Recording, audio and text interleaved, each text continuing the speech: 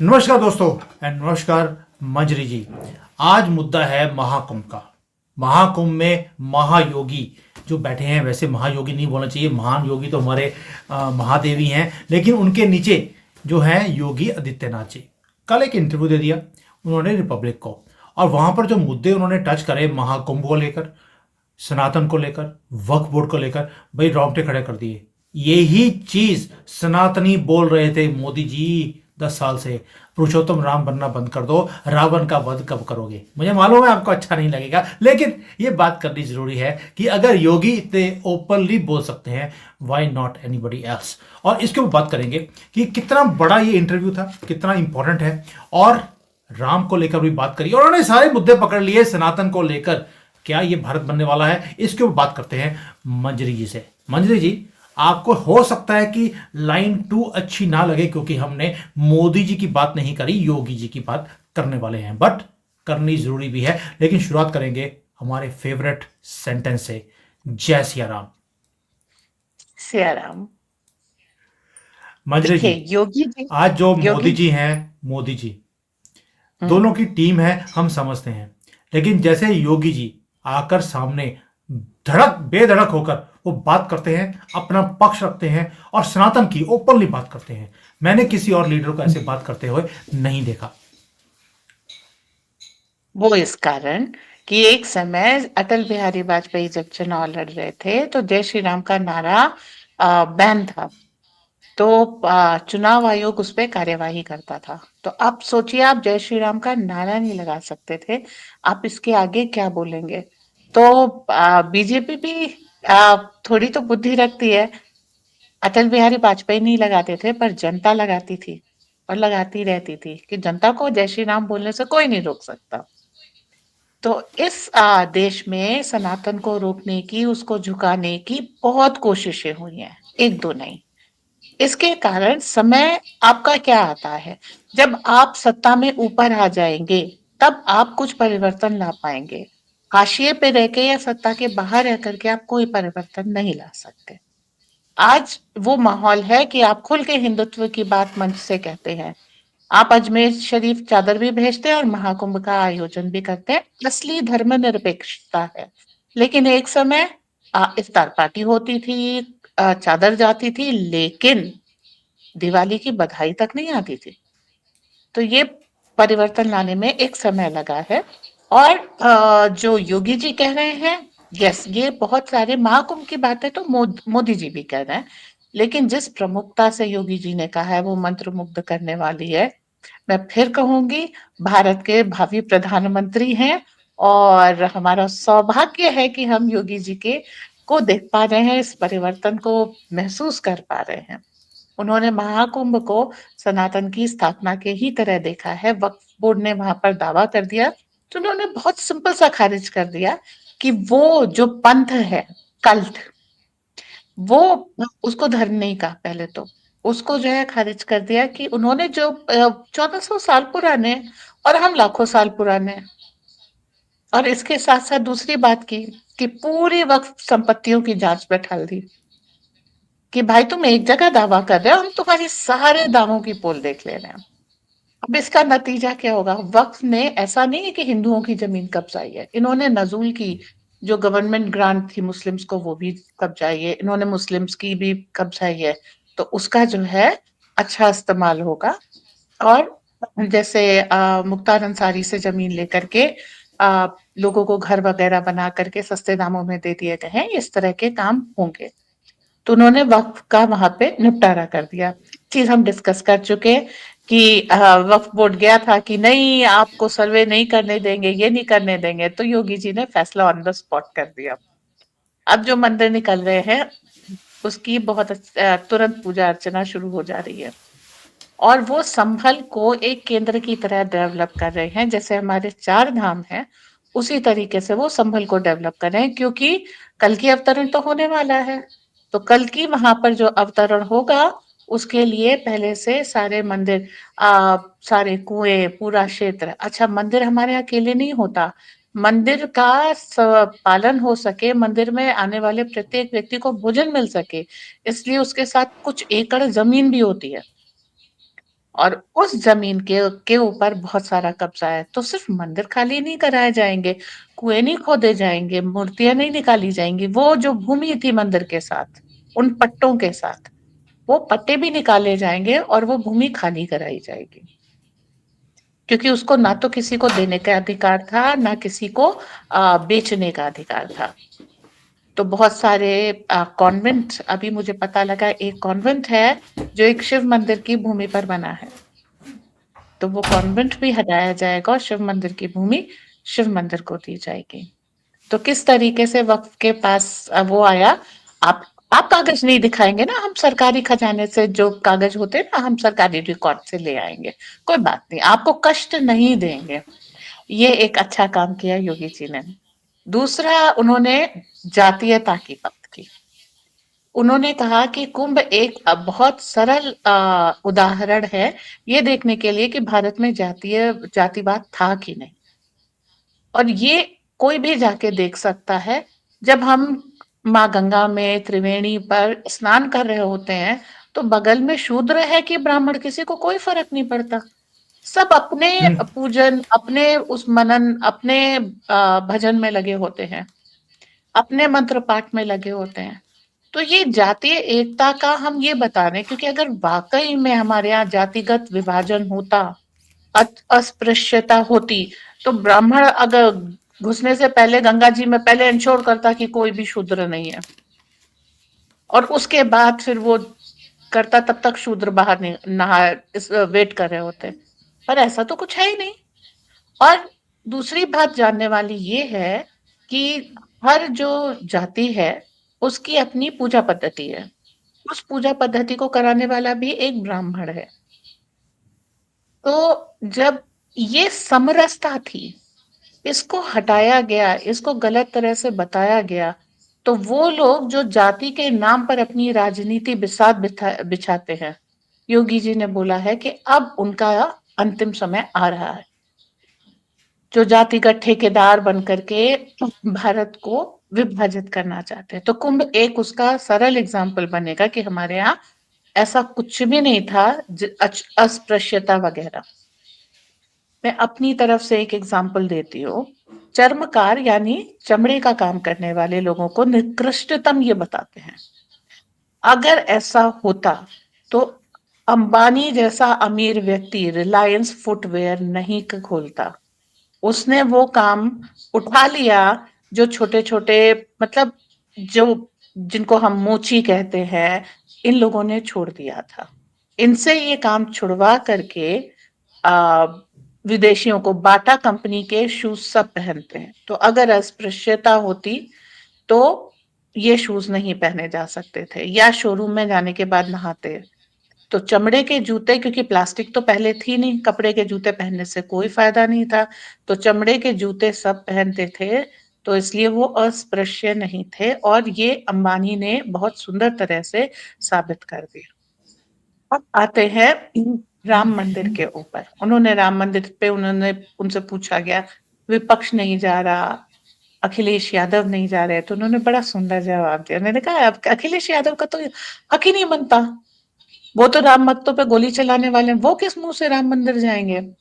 अब यहाँ पर एक बहुत बड़ा उन्होंने डायस रोल कर दिया है।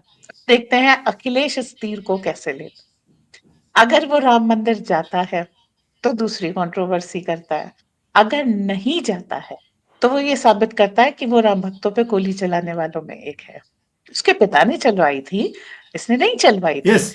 तो ये अपना यादव जाति की और सारा वो खोलेगा, अपने पोल पत्ते, अपने पत्ते खोलेगा कि योगी जी ने दोनों, अगर कुछ भी करे, कोई एक्शन ना ले या कोई एक्शन ले, अखिलेश यादव इस गिमिक में फंस गए हैं। बहुत सुंदर दाव है, बहुत सुंदर दाव है। तो राम मंदिर के बहाने ये हो गया, क्योंकि 22 तारीख को श्री राम मंदिर को 1 साल हो जाएगा। तो ये सारी चीजें बहुत शांति से वक्फ के और इन सब के बारे में उन्होंने अर्नब के चैनल पे बोली है, और आज भारत में इसकी बहुत चर्चा है। जी।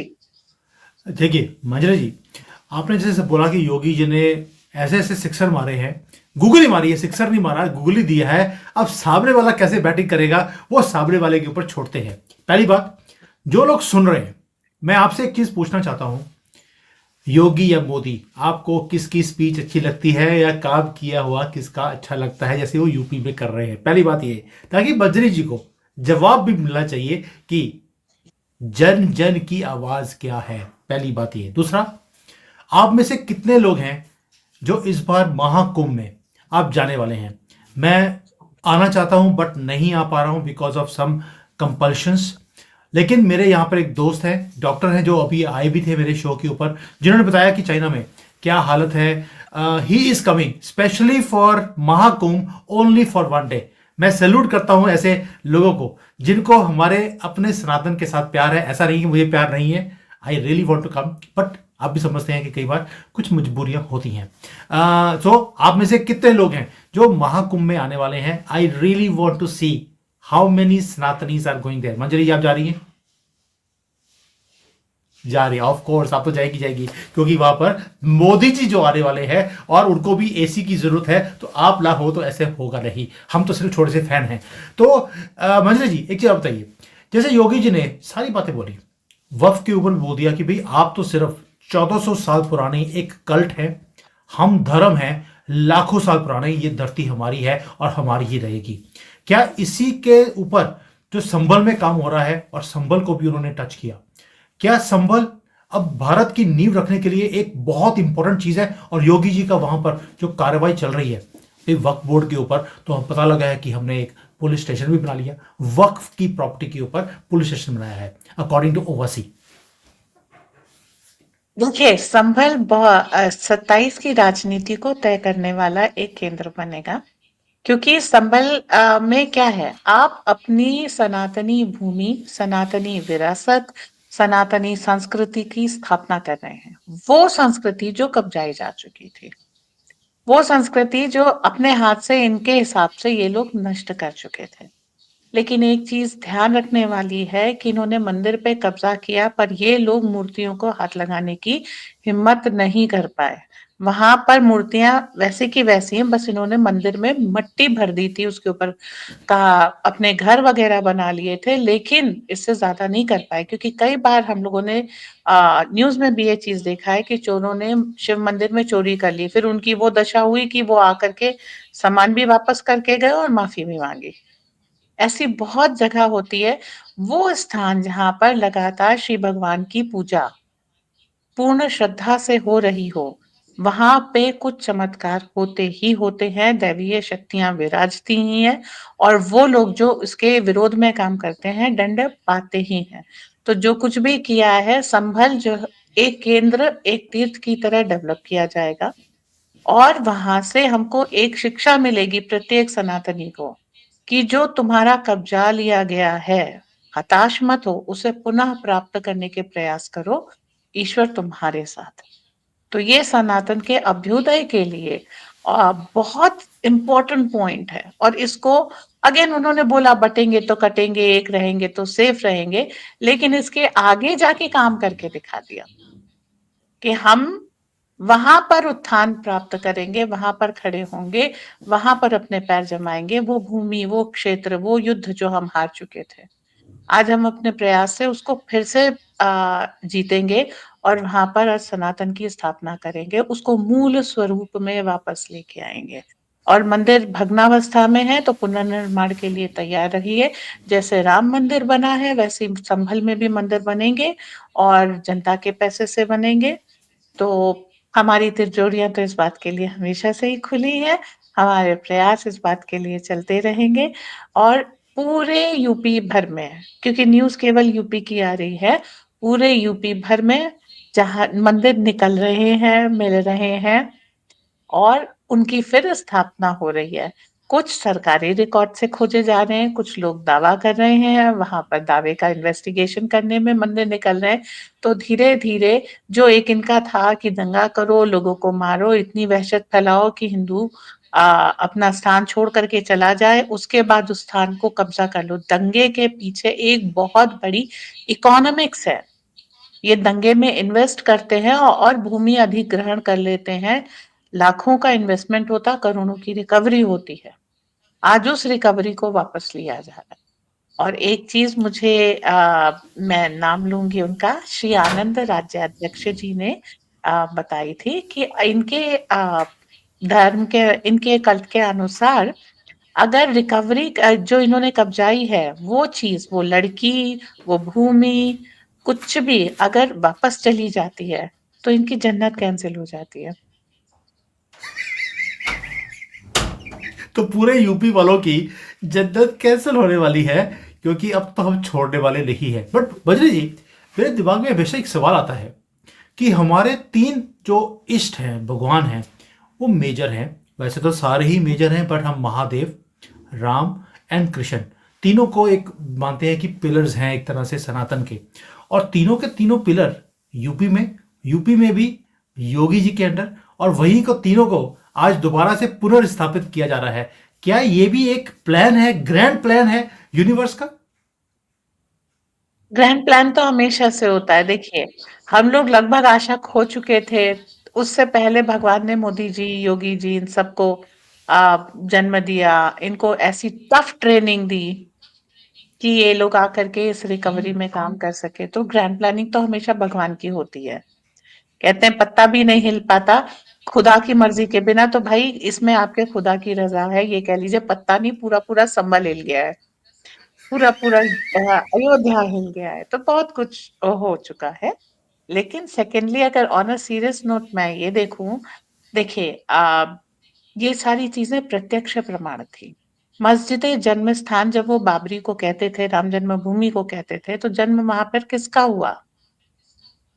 उनकी किताबों में भी लिखा है कि हमने ये मंदिर तोड़ा है और उसको नाम भी मस्जिद जन्म स्थान दिया, तो ज्ञानवापी मस्जिद दिया। तो ये स्वीकार कर रहे थे कि वहां पर शिव जी का ज्ञानवापी स्वरूप है। वापी मतलब कुआं, ज्ञान का कुआं, मतलब वहां पे महादेव विराजमान है।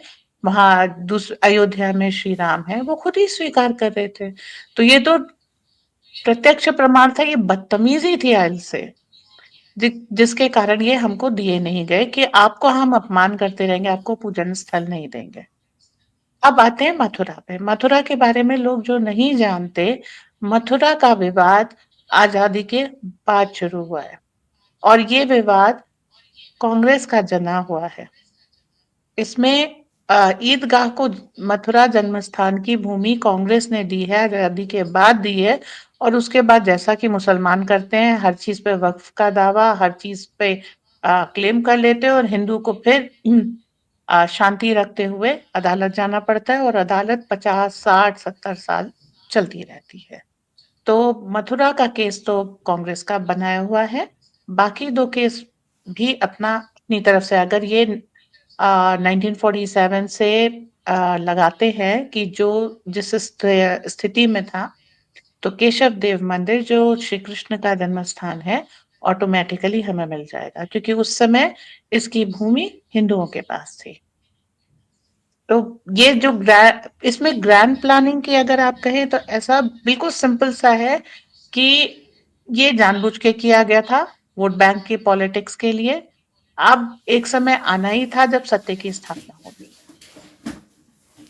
जी। मंजरी जी, मैं हमेशा बोलता हूँ कि अगर सोमनाथ का मंदिर सॉल्व हो सकता था 47 में, वल्लभ भाई पटेल के कारण, क्योंकि उनके अंडर था। राम मंदिर और ये सारे बाबरी बुबरी भी उनके अंदर होते, तो वे उसी वक्त सॉल्व हो जाते। लेकिन नेहरू जी ने ये सारे मुद्दे अपने हाथ में ले लिए, और आपको मालूम है उन्होंने गंद फैलाने की बजाय और गंदगी फैमिली को क्रिएट करने के बजाय और कोई काम नहीं किया। एनीवेज, आज मुद्दा नेहरू का और कांग्रेस का नहीं है, योगी जी का था। योगी जी ने जो आज रिपब्लिक में जाकर पूरा पूर्ण उन्होंने बताया है कि भाई क्या हो रहा है, कैसे भारत की स्थापना हो रही है, सनातन की दोबारा से स्थापना हो रही है। भाई मजा आ गया सुनकर उनकी इंटरव्यू को। सुना है अब तो पन्नू भी मूछे कटाकर बुरके में बैठ गया है, जब से उसकी भी सरकार गिरी है। उसने बोला था कि मैं कुंभ को होने नहीं दूंगा। मुझे लगता है कि उसकी अगली पीढ़ियां ही होने वाली नहीं है, वो भी रुक गई होंगी आने से पहले कि भैया योगी जी आ रहे हैं। तो मंजरी ji, thank you so much.